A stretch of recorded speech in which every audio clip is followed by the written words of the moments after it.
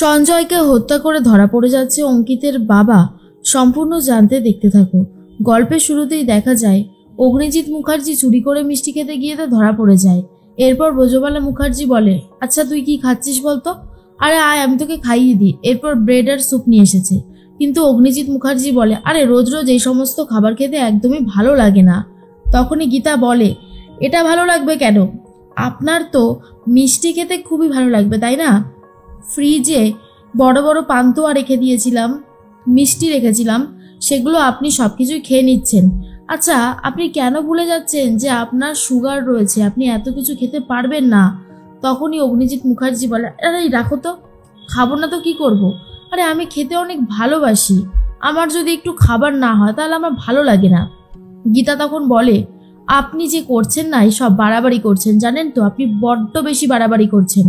আর তখনই অগ্নিজিৎ মুখার্জি বলে, আমার তো কোনোভাবেই মনে হচ্ছে না যে আমি বাড়াবাড়ি করছি।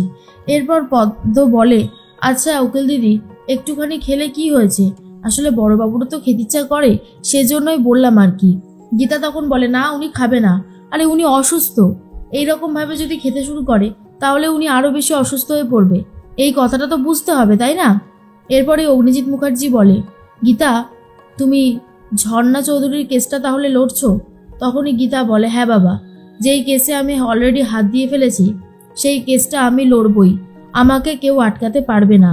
অগ্নিজিৎ মুখার্জি বলে, তুমি ওই কেসটা লড়লে কিন্তু তোমার সাথে আমার আগের যে সম্পর্ক ছিল আবার তেমনটাই হয়ে যাবে। গীতা বলে, সত্যের জন্য আমি সবসময় রয়েছি, আমি কোনোভাবেই হাল ছাড়ব না, এই লড়াই আমাকে করতেই হবে। কিন্তু অগ্নিজিৎ মুখার্জি বারবার করে বারণ করেছিল, কোনো কথাই শুনতে চাইছে না গীতা। অগ্নিজিৎ মুখার্জি তো এরপর চলে যায়। ব্রজবালা মুখার্জি বলে, কি ব্যাপার বলতো গীতা, খোকা এরকম করছে কেন? ও এই কেসটা লড়তে দিতে চাইছে না কেন? তখনই গীতা বলে, কারণ উনি ভয় পাচ্ছেন, উনি খুব ভালো মতন ভয় পাচ্ছেন যে অনেক বড় শক্তি হয়তো সামনে চলে আসবে। কিন্তু ঠাম্মি, সত্যি তো সামনে আসবেই, সত্যিকে কি কোনোদিন চাপা রাখা যায়? ব্রজবালা মুখার্জি বলে, সেটা তো বুঝলাম, কিন্তু ব্যাপারটা বেশ গণ্ডগোলে হয়ে যাচ্ছে। এর মধ্যেই ঝর্ণা চৌধুরী তো কথা বলতে থাকে ভজনের সাথে আর বলে, আপনাকে কি আমার পরিচয়টা দিতে হবে? ঝর্ণা তখন বলে, না পরিচয় দিতে হবে না, কিন্তু আপনি কি কথা বলতে এসেছেন? ভজন বলে, খুব সিম্পল কিছু কথা বলবো। এই যে গীতা, ও কি ভেবেছে যে ও আপনাকে সঠিক বিচার পাইয়ে দেবে? কখনো না। আরে অগ্নিজিৎ মুখার্জি, গীতা শ্বশুরমশাই এই কেসের জন্য অনেক টাকা খেয়ে বসে আছে পার্টির থেকে, চাইলেও উনি আপনাকে বিচার দিতে পারবে না। ঝর্ণা চৌধুরী বলে, এসব কি বলছেন আপনি? ভজন তখন বলে, আমি একদম ঠিক কথাই বলেছি, গীতা কোনোভাবেই আপনাকে বিচার পাইয়ে দেবে না, এটা একটা সামান্য ট্রিক্স। ও এই সবগুলো করছে আপনাকে বোঝাতে চাইছে যে ও এই কেসটা লড়বে, কিন্তু আদতেও ও এই কেসটা লড়বে না, আপনি এই কথাটা জেনে রাখুন। এরপরে কি করবে বুঝে উঠতে পারছে না ঝর্ণা চৌধুরী, আর বলে, কি করতে বলছেন আপনি আমাকে? ভজন তখন বলে, এক কাজ করুন, আপনি প্রেস কনফারেন্স করুন, অগ্নিজিৎ মুখার্জিকে একেবারে ধুয়ে দিন, তারপর এই কেসটা আমি লড়ব।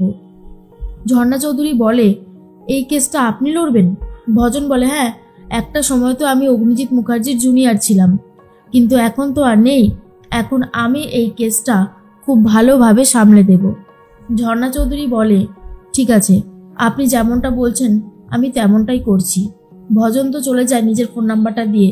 গীতা তখন বলে, আপনার এই কেসটা কিন্তু আমি লড়ছি, আমি অনেকটা ইনফরমেশন জোগাড় করে ফেলেছি। ঝর্ণা চৌধুরী বলে, আর ইনফরমেশন জোগাড় করে কী বা করবেন? আপনি তো আপনার শ্বশুরমশাইকে বাঁচানোর জন্য শেষ চেষ্টা করে যাবেন তাই না? গীতা বলে, এসব কি বলছেন, আপনার কোনো কথাই তো আমি বুঝতে পারছি না।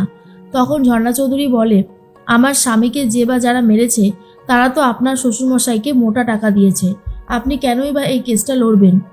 গীতা বলে, আপনি এভাবে আমাকে ইনসাল্ট করতে পারেন না, আপনি যেটা করছেন সেটা কিন্তু অন্যায় করছেন। আমি আমার শ্বশুরমশাইয়ের এগেনস্টে গিয়ে আপনাকে আমি এই কেসটার বিচার পাইয়ে দেবো বলেছিলাম, কিন্তু কীরকম ব্যবহার করছেন আপনি এটা? ঝর্ণা চৌধুরী বলে, খুব তাড়াতাড়ি আমি একটা প্রেস কনফারেন্স করব, আপনার সাথে আমার কোনো কথা বলার দরকার নেই, বলেই চলে যায়। গীতা মনে মনে ভাবে, অদ্ভুত মহিলা তো, কোনো কথা না শুনেই রিয়াক্ট করে চলে গেল। এর মধ্যেই মেহেক ফোন করেছে গীতাকে আর বলে, গীতা বৌদি, এদিকে ঠাম্মি আমার আশীর্বাদের দিন ঠিক করে ফেলেছে। দুর্গাপুজোর সময় আমার আশীর্বাদ হবে। আমার খুব ভয় লাগছে, কৃপান আবার কোনো গন্ডগোল করবে না তো? আমি আমার ভালোবাসাকে হারাতে চাই না গীতা বৌদি। গীতা তখন বলে, তুমি শুধু শুধু চিন্তা করছো, কৃপান কিচ্ছু করে উঠতে পারবে না। আমরা সবাই আছি তো, তুমি এসব নিয়ে ভেবো না, বরং তুমি বিয়েটাকে নিয়ে ভাবো। এর মধ্যেই ভজন কৃপানকে বলে, কৃপান, তোর জন্য একটা সুখবর আছে। মেহেকের দুর্গাপুজোর সময় বা পরে আশীর্বাদ হতে চলেছে। তুই ওকে তুলে নে, তাহলেই সব কিছু সম্ভব। কৃপান তখন বুঝে উঠতে পারে না কি করবে, কারণ এর মধ্যে গীতাও জড়িয়ে রয়েছে। তাই সবটা যে এতটা ইজিলি হবে না সেটা কৃপান খুব ভালো মতনই বুঝে যায়। আর অন্যদিকে মেহেককে ফোন করেছে অঙ্কিত।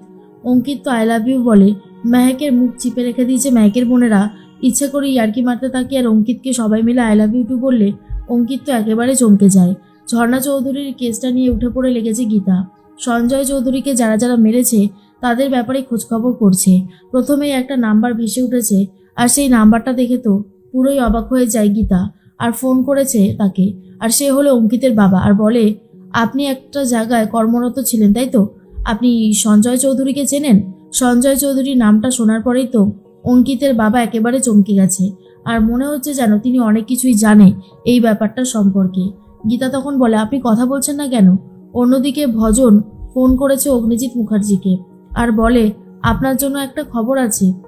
আপনার জন্য দারুণ খবরটা হলো, ঝর্ণা চৌধুরী একটা প্রেস কনফারেন্স করতে চলেছে, আর সেখানে আপনার পর্দা ফাঁস করে দেবে। বুঝতে পারছেন তো আপনি কতটা চাপে পড়ে গেছেন? তখনই অগ্নিজিৎ মুখার্জি বলে, এই একদম আউফাউ কথা বলবে না, আমি কিন্তু তোমাকে সহ্য করতে পারছি না, ফোন রাখো। এই বলেই ফোনটা কেটে দেয়। আর অন্যদিকে অঙ্কিতের বাবা তো খুব ভয় পেয়ে গেছে গীতার ফোনটা আসায়। মনে মনে ভাবতে থাকে, এবার কি তাহলে সব সত্যিটা বেরিয়ে আসবে?